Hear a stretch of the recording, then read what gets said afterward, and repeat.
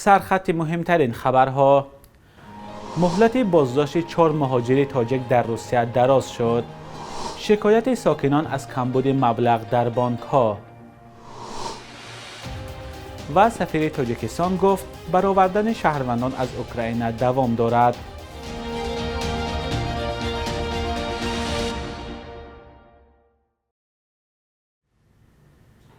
درود بیننده عزیز، خوش آمدید به برنامه نویدی بامدادی. امروز 12 اپریل است. برنامه را با یک خبر ورزشی آغاز میکنیم. دسته استقلال شهر دوشنبه در بازی دومش در سبقت گروهی لیگ قهرمانی آفریقا یا کنفدراسیون فوتبال آسیا از باشگاه شارجه امارات متحده عرب با حساب 1-2 مغلوب شد. این بازی شب 11 و 12 اپریل در ورزشگاه بین المللی شاه فهد شهر ریاض عربستان سعودی برگزار گردید. نیمه اول بازی با حساب 1-0 به نفع استقلال به پایان رسید. توپ را منوچهر جلیلوف کاپیتان استقلال در دقیقه 29 به ثمر رسانید. در نیمه دوم دیدار در مدت 3 دقیقه فوتبالبازان شارجه کایول لوکاس فرناندز و برنارد انیسیو به دروازه استقلال 2 گل زدند. پیش از این استقلال در دور اول از باشگاه الریان قطر با حساب 2-3 شکست خورده بود. در گروه ا استقلال بدون امتیاز در جای آخرین قرار دارد. استقلال قهرمان تاجیکستان در دور سوم سبقت گروهی روز جمعه 15 اپریل با باشگاه الهلال برنده فعلی لیگ قهرمان‌ها بازی می‌کند. دادگاه روسیه مهلت تفتیش پرونده 4 مهاجر تاجیک را که ماه نوامبر سال گذشته وگانشان آتش گرفته بود تا 12 ایون امسال دراز کرد. محمد طاهر اشوروف، قربانمت صادقوف، دلیر حسن و جمعبای اسکندروف به اوباشی و قصد کشتار متهم می شوند. بار سوم است که مهلت تفتیش پرونده مهاجران تاجیک دراز کرده می شود. به گفته یک مصاحب ما که از تفتیشات آگاه است، اکثر شاهدان یک طرفی بحثند و روز حادثه با جوانهای تاجیک جنجال کردند. از این رو به گفته او آنها همچون شاهدی بی‌غرض نباید به تفتیشات شاهدی میدادند. شب 12 نوامبر سال 2021 ساکنان محلی در دهه زلری ولایت ایرکوتسک به وگان 7 مهاجر تاجیک حمله کردند. نسیم جان سیدعلی 21 ساله و سراج الدین گلزاده 19 ساله 2 مهاجر تاجیک هلاک شدند و مقامات 4 همراهشان را بازداشت کردند. مقامات تاجیک و پیوندانشان آنها را بیگناه می‌دانند.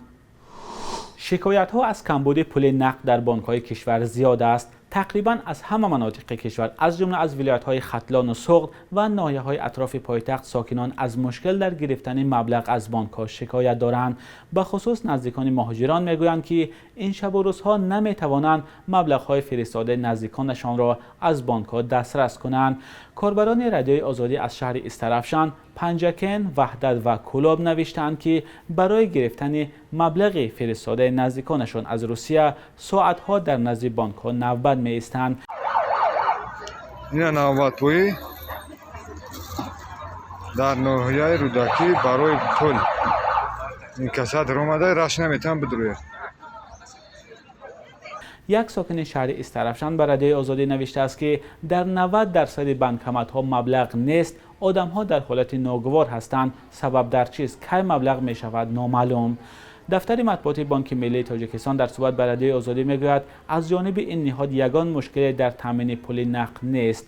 درخواست تمام تشکیلات‌های قرضه مالیوی برای دسترس کردن اسعار نقد همه روزه به یگان ممانعت قانع کرده می شود. گفتند در بانک ملی مسئولین بانک‌های تجارتی هنوز موضوع را شرح ندادند. بینندگان عزیز، اگر شما هم به این مشکل دچار شدید لطفاً به ما نویسید. حالا می رویم به اوکراین. سفارت تاجیکستان در اوکراین اعلان کرده است که فعالیت خود را به طور مقرری آغاز کرده است. در پی حمله روسیه به اوکراین در روز 24 فوریه سفارتخانه‌های خارجی مقیم کیف یک مدت کار خود را محدود کرده بودند. دولتعلی نظری‌زاده سفیر تاجیکستان در اوکراین در فیسبوک نوشته است که در کیف هستند و شهر نسبتاً آرام است. سفارت به طور مقرری فعالیت دارد. شهروندانی که اینجا ماندند مراجعت میکنند. برآوردن شهروندانمان از خارکوف و دیگر جایهای خطرناک ادامه دارد، نوشته از سفیر تاجیکستان در اوکراین. ضمناً با آغاز تجاوز روسیه به خاک اوکراین، دهها کشور عالم و به ویژه ممالک خاورمیانه و آفریقا کمبود گندم و بالاروی سراسری نرخ مواد سوخت را احساس کردند.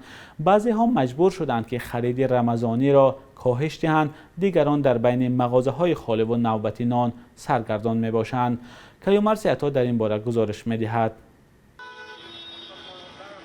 مشتریان بازار سیده نفیسه پایتخت مصر برای دسترخوان رمضانیشان مغز و میوه خشک و دیگر مواد غذایی نیاز اولیه را خریداری می‌کنند. آنها در صف اولین ها تأثیر جنگی را که در مسافه هزارها کیلومتر از مکان زیستشان جریان دارد احساس کردند. ماه گذشته فونت مصری در مقابل اسعار خارجی 14% قربش را از دست داد و حالا $1 امریکایی به زیاده از 18 فونت مصری برابر شد.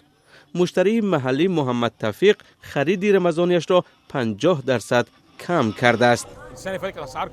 سال گذشته نرخ پایین‌تر بود. امسال محصولات به قدر کافی هست ولی نرخ بلند است.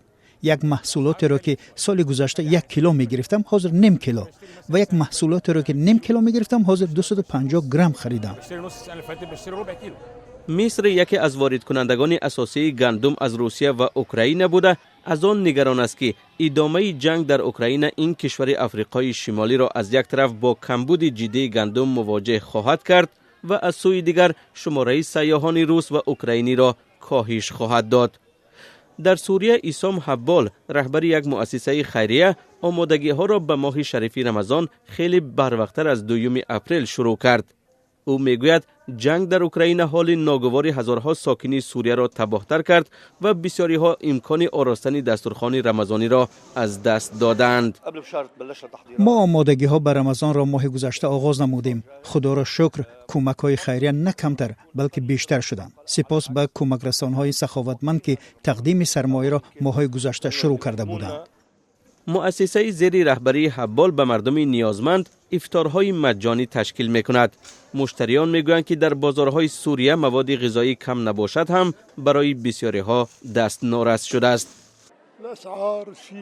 نرخ‌ها نگران کننده می باشند. وضعیت بحرانی که در آن قرار داریم نیز تشویش آور است. امیدواریم که بحران اوکراین به طور آسایشته حل می شود، زیرا این جنگ به همه قشرهای اهالی تأثیری بد رسانده است.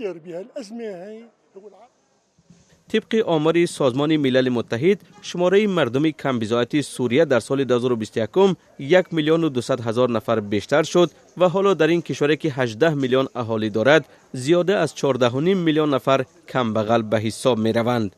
در کشور دیگر عربی تونس، جنگ اوکراین مردم را در بین مغازه‌های خالی و نوبت‌های دراز برای نان سرگردان کرده است. کارشناسان میگویند قبلا هم از سبب بحران سیاسی و اقتصادی در تونس کمبود غذا جای داشت. اکنون وضع جدی‌تر شده و هیئت صندوق بین المللی پول برای ارزیابی کمک به تونس سفر کرده است. پارلمان پاکستان نماینده مخالفان شهباز شریف را به حیث سروزیر نو این کشور انتخاب کرد. تصمیم پس از 1 روز برکناری عمران خان گرفته شد. عمران خان بیش از 3 سال در منصب نخست وزیر پاکستان فعالیت داشت. او را شام 9 اپریل امسال برکنار کردند. بخش 1 روز تاریخ را همکارم خرامان بقازاده تقدیمتان میکند که مهمترین تحولات تاریخی در روز 12 اپریل را فرا میگیرد.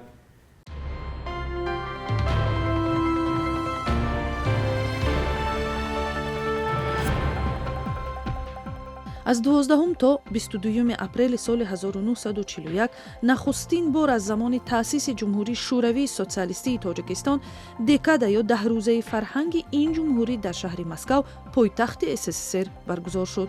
نخستین بار در تئاترهای معروف روسیه نمایشنامه‌های تئاتری ایجادکاران تاجیک، اپراهای لاله و شورش واسه، اسپکتاکل‌های کلتکداران سرخ و رستم و سهراب نمایش داده شدند. این 10 حادثه مهمی فرهنگی برای ایجادکاران تاجیک گردید.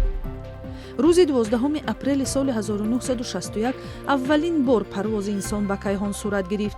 لیتنانت کلون یوری گاگارین سوار کشتی شوروی وستوک نخستین بار از زمین کنده شده به مدار برآمد و در 108 دقیقه در اطراف سیاره زمین پرواز کرد. یوری گاگارین قهرمان اتحاد شوروی گردید و از آن زمان روز 12 اپریل چون روز فتح کیهان از طرف انسان یاد می شود. پرواز کیهان نورد شوروی بیشتر چون تلاش رقابت اتحاد شوروی با غرب در علم و فناوری ها و هم سلاح‌های پیشرفته ارزیابی می شود. 12 اپریل سال 1907 دانشمند تاجیک شریف جان حسین زاده تولد شده است که برای رشد علم ادبیات شناسی تاجیک، نقد ادبی، ایجاد ادبیات درسی و تربیت متخصصان سهم زیاد گذاشته است. یکی از مؤلفان معروف کتاب ادبیات مکتب‌های تاجیکستان بوده. از محققان آثار و ایجادیات ابن سینا، رودکی، فردوسی و دیگرها می باشد. پروفسور شریف جان حسین زاده 81 سال عمر دید و دوام سالیان زیاد در دانشگاه ملی تاجیکستان درس داد. قرب روبل روسی در برابر اسعار ملی سامانه شبانه روز گذشته کمی پایین رفته است. صبح امروز در بانک‌های تجارتی تاجیکستان 1000 روبل از 145 تا 158 سامانی عوض کرده می شود. 100 دلار آمریکایی باشد به 1220 سامانی برابر است. قرب رسمی بانک ملی تاجیکستان برای امروز 12 اپریل چنین است.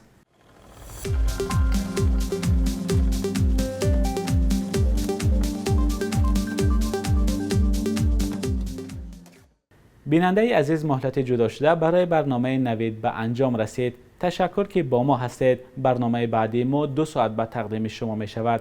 تا آن دم خدا نگهدار.